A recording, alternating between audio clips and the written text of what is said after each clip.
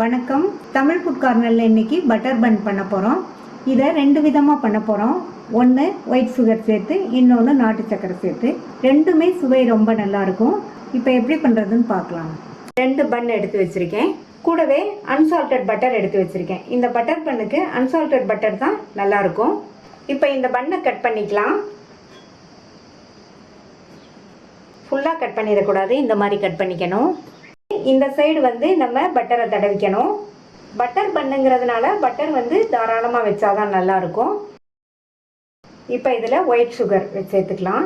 இந்த மாதிரி பரவலாக சேர்த்துக்கணும்.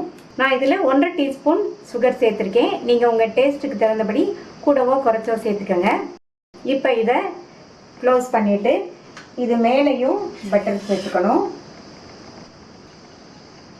இப்போ ஸ்டவ்வில் தோசைக்கல் போட்டு சூடாயிடுச்சு. இதை அப்படியே இந்த மாதிரி பெரட்டி வச்சிடணும். ஸ்டவ்வை மீடியம் ஃப்ளேமில் வச்சுருங்க. இந்த மாதிரி ப்ரெஸ் பண்ணி சுற்றி விட்டோம்னா இந்த பட்டரும் நல்லா மெல்ட் ஆயிரும். நம்ம உள்ளே வச்சுருக்கிற அந்த பட்டரும் சுகருமே நல்லா மெல்ட் ஆகி நம்மளுடைய பன்னு அந்த அந்த பன்னோட ஸ்மெல் இல்லாமல் இந்த பட்டர் பன் நல்லா வாசனையாக இருக்கும். ஸ்டவ் மீடியம் ஃப்ளேமில் தான் இருக்கணும். இந்த பட்டர்லாம் நல்லா மெல்ட் ஆகி நமக்கு நெய் வாசனை வந்துடும். இப்போ திருப்பி போட்டுக்கலாம். திருப்பி போட்டுட்டும் நல்லா இந்த மாதிரி ப்ரெஸ் பண்ணி கொடுக்கணும்.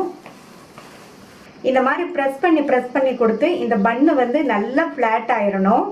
பன்னுக்குன்னு ஒரு வாசனை இருக்கும் இல்லையா, அந்த வாசனையே இல்லாமல் இந்த பட்டர் வாசனையோட அந்த ஸ்வீட்னஸோட சூப்பராக இருக்கும் டேஸ்ட்டு. பன்னு 2 பக்கமும் ரோஸ்ட் ஆயிடுச்சு. நல்லா கிறிஸ்பாகவும் இருக்குது. உள்ள சுகர்லாம் நல்லா மெல்ட் ஆயிடுச்சு. இப்போ நம்ம எடுத்துடலாம். இப்போ இந்த பன் சூடாக இருக்கும்போதே அதில் கொஞ்சமாக பட்டர் சேர்த்துட்டு மேலே லைட்டாக கொஞ்சம் ஜீனியை தூவி விட்டுக்கலாம். ஒரு 1/4 டீஸ்பூன் போல் ஜீனி தூவி விட்டால் போதும். நல்லா சுட சாப்பிட்றதுக்கு சூப்பராக இருக்கும். டேஸ்டான சுகர் சேர்த்த பட்டர் பன் ரெடி ஆயிடுச்சு. அடுத்து நாட்டு சக்கரை சேர்த்து செய்ய போகிற அந்த பட்டர் பன்னுக்கு பன்னை முன்னாடி கட் பண்ண மாதிரியே கட் பண்ணி வச்சுருக்கேன். இதுலேயும் இந்த மாதிரி பட்டர் அப்ளை பண்ணிக்கலாம். இதில் உங்கள் ஸ்வீட்னஸ்க்கு தகுந்தபடி நாட்டு சர்க்கரையை இந்த மாதிரி பரவலாக போட்டுக்கலாம். போட்டுட்டு க்ளோஸ் பண்ணிடலாம். மேலேயும் நல்லா பட்டர் தடவிட்டு இதை போன பன் வச்ச மாதிரி இந்த மாதிரி கவுத்தி வச்சிடலாம். ஸ்டவ் மீடியம் ஃப்ளேம்லேயே இருக்கட்டும். நல்லா இந்த மாதிரி ப்ரெஸ் பண்ணி கொடுத்தோம்னா நம்ம சேர்த்த நாட்டு சர்க்கரையெல்லாம் நல்லா மெல்ட் ஆயிரும்.